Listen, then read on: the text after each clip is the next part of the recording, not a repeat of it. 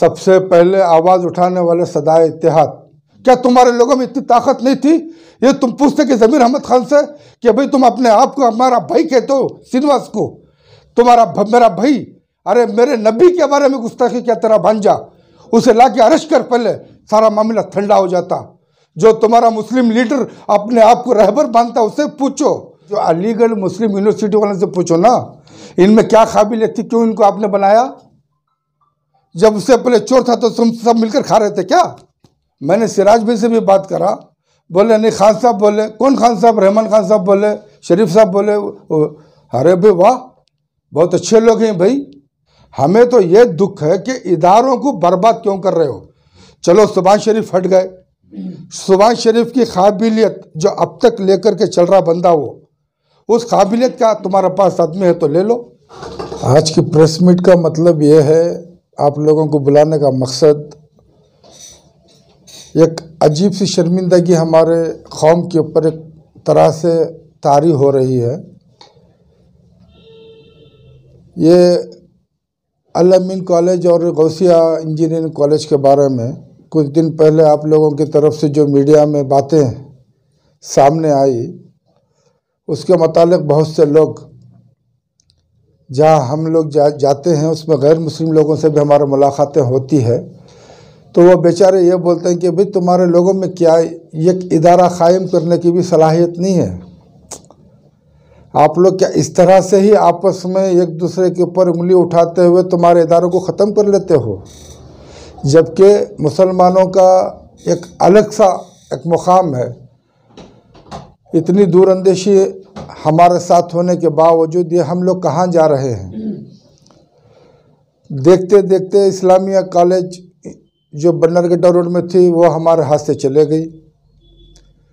अब एक इदारा चल रहा था अल अमीन के नाम से,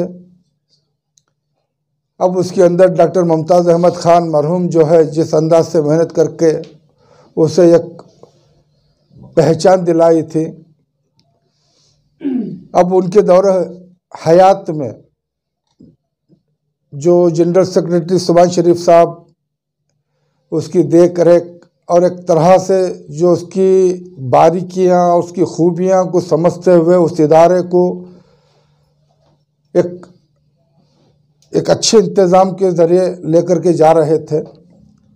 अब कुछ ही दिन पहले डॉक्टर मुमताज़ अहमद खान साहब, उनके बेटे को चेयरमैन बनाया गया। अब सुनने में ये आ रहा है, इससे पहले जो डॉक्टर साहब की जो मुखालिफत हो रही थी, उनसे खुद डॉक्टर साहब से मुखालिफत कर रहे थे कुछ लोग, उसके अंदर सियासी भी हैं और दूसरे लोग भी, उनको बर्दाश्त नहीं हो रहा था कि डॉक्टर साहब जो है कि कायम रहें इदारे के अंदर, तो उनको कई तरह से तकलीफ़ें दी गई।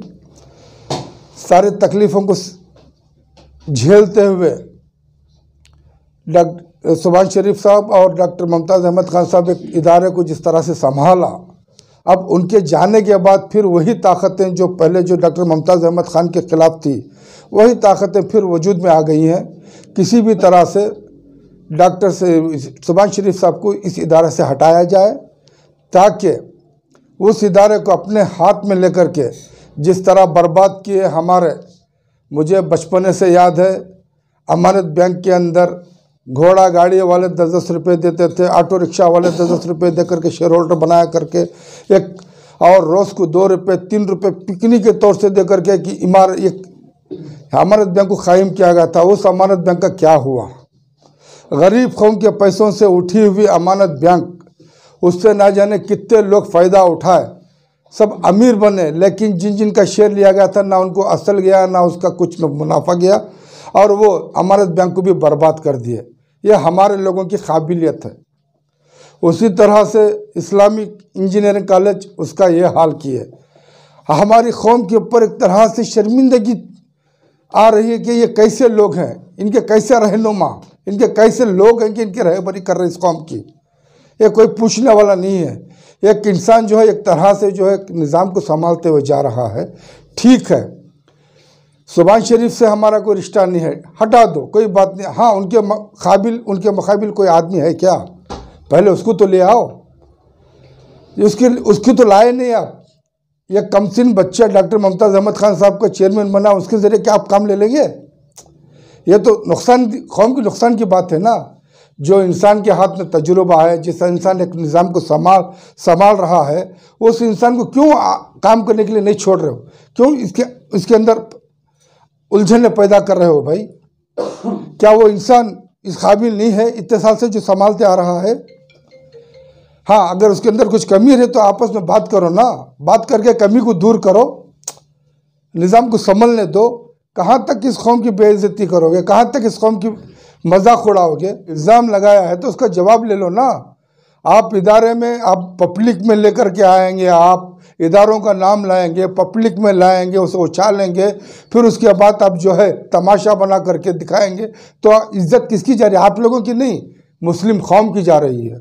आप लोग मीडिया वाले सब तो बोलते हैं कि जब तक प्रूफ नहीं होता जब तक वो बेकसूर है। प्रूफ कर लो ना, अगर बात सही होगी तो ठीक है, मान लेंगे। समझ में आ गई बात? अब इसके बारे में अब हम कुछ नहीं कह सकते। उन्होंने FIR की है, उन्होंने जवाब देंगे। जो गलत है वो गलत है, जो सही है वो सही है। हमारे लोगों का कहना ये है कि अभी कहाँ तक इस कौम की जलील करेंगे आप लोग? अपनी बात जो है अंदर बैठते हुए आप सुलझा सकते थे, आप अपने हिसाब से सुलझा सकते थे। उसे पब्लिक में लेकर के आए आप, और जो है इदारों का नाम बीच में लाए, और इदारे के नाम को एक धक्का लगा रहे हैं आप। ये जो अलमीन के नाम से जितने इदारे चल, उसके नाम को धक्का लगेगा। गौसिया इंजीनियरिंग कॉलेज अपनी जगह है, ये अपनी जगह है, वो आपस में मिलकर चला रहे थे, वो अपने अपना मामले हैं। तो मामला इसके अंदर सिर्फ पैसे का घोटाले का है ना, तो सब चोर है इसमें। सबसे पहले आवाज़ उठाने वाले सदाए इत्तेहाद, DJ हल्ली, KJ हल्ली में हर एक सियासतदान के दर पे वहाँ के लोकल लोगों को लेके जाने वाले सदाए इत्तेहाद। राशन लेके जब हम लोग वहाँ पर गए, तकसीम करने वाला कोई किसी की जरूरत नहीं थी, वहाँ थे सदाए इत्तेहाद। जेल से छुड़ाने वाले कौन थे? जेल से छुड़ाने वाले जितने तुम लोग जिसे वोट दिए हैं उनसे पूछो। जो तुम्हारा मुस्लिम लीडर अपने आप को रहबर मानता है उससे पूछो। जो तुम्हारा लोकल लीडर को तुमने जो बनाया उससे पूछो। समझ में आ रहा है ना? किससे वोट दिए उससे पूछो। जिस पार्टी के जय जयकार करते उससे पूछो। हमसे क्या पूछ रहे हो? जिसने फंसाया उससे पूछो। क्या तुम्हारे लोगों में इतनी ताकत नहीं थी? ये तुम पूछते कि ज़मीर अहमद खान से कि भाई तुम अपने आप को हमारा भाई कहते हो, श्रीनिवास को तुम्हारा मेरा भाई? अरे मेरे नबी के बारे में गुस्ताखी क्या तेरा भांजा? उसे ला के अरेस्ट कर, पहले सारा मामला ठंडा हो जाता। और आगे आपको भड़का किसने? तो ज़मीर अहमद खान के ऊपर इल्ज़ाम लो, रिजवान अशरफ पर इल्ज़ाम लो, रिजवान अशरफ बोलो, ज़मीर अहमद बोलो। हमें सदाए इत्तेहाद की तरफ से फ़ौरन फैसला करने वाले हैं कि कौम में अब इसके बाद जो भी मामला हम नज़र रखेंगे, सियासत पर भी, माहौल पर भी, लोगों पर, सब पर नज़र रखेंगे। अब समझे? ये जो हमारे जो कौम का जो बर्बादी हो रही है, ऐसे होना नहीं देंगे। इसके बारे में सदर साहब से बैठेंगे, फ़ौरन हम लोग एक मीटिंग करेंगे। मीटिंग करके जो है फिर वापस जो है आवाम के सामने बात लाएंगे। हमें दुख ये हुआ कि भाई चंद इदारे हमारे पास हैं, चंद इदारे हमारे पास हैं, उसे भी नाम बाहर से ला करके बर्बाद कर दोगे क्या? अरे बैठ के काम करो। इसका मतलब ये हुआ जब चोरी छुपे, जब 5 साल पहले सुभान शरीफ चोर था, मेरा एक सवाल है, उससे पहले चोर नहीं था वो? जब उससे पहले चोर था तो तुम सब मिलकर खा रहे थे क्या? अरे जवाब दो भाई। तुम्हारी नजर क्यों काम नहीं करी? तब तुम क्या कर रहे थे? जब तुम एक इदारा चला रहे हो तो सारी चीज के ऊपर नजर रखना तुम्हारा फर्ज था। 5 साल तुमने क्यों छोड़ा? तो क्या आप इसको साजिश मानते हैं? हो सकता है। आप जिन के पीछे, मैंने सिराज भाई से भी बात करा, बोले नहीं, खान साहब बोले। कौन खान साहब? रहमान खान साहब बोले, शरीफ साहब बोले। अरे भाई वाह, बहुत अच्छे लोग हैं भाई। यानी कि जब ताहयात डॉक्टर मुमताज़ अहमद खान मौजूद थे तब ये कुछ नहीं कर सके। अब उनके जाने के बाद उनके बेटे को रख करके, खांधे पे बंदूक रख करके, ये सुभान शरीफ को हटा के ये उसे हटाना चाह रहे। किस तरह से अल-अमीन कायम हुई, किस मेहनत से कायम हुई, किस तरह से उन्होंने पढ़ाई के अंदर जो मेहनत करके उसे जोड़ा, और उसके अंदर डॉक्टर मुमताज़ अहमद खान का जो रवैया और जो उनकी मेहनत रही, ये सारी खूबियाँ जानते हो। ये उस दर्द के हिसाब से बात कर रहे हैं हम लोग। पैसा कितना आना, कैसा आना, कहाँ से आया, कौन दिया, उसका जवाब दे लेंगे। हमें तो ये दुख है कि इदारों को बर्बाद क्यों कर रहे हो। चलो सुभाष शरीफ हट गए, सुभाष शरीफ की काबिलियत जो अब तक लेकर के चल रहा बंदा, वो उस काबिलियत का तुम्हारे पास आदमी है तो ले लो। बिल्कुल मुझे ऐसा लग रहा है इस इदारे को आने वाले वक्त में मेरे ख्याल से ख़त्म करने की एक साजिश है। मुझे ऐसा लग रहा है इस इदारे को, अल अमीन के इदारे को, ये पूरी रियासत में फैला, पूरे हिंदुस्तान में एक मुकाम है इसका, उस नाम को धक्का पहुंचाने की कोशिश कर रहे हैं। मुझे ऐसा लग रहा है। कौन है इसके पीछे? कोई सियासी लोग हैं, कोई जाने माने लोग जो मुसलमानों से जो आज तक मोहब्बत करके जो मुसलमानों को उठाए, ऐसे लोग। कोई वक्फ की प्रॉपर्टी खा गए, कोई बैंकों को तबाह कर दिए, कोई किसी मुसलमानों के नाम से तबाह कर दिए, ऐसे लोग होंगे।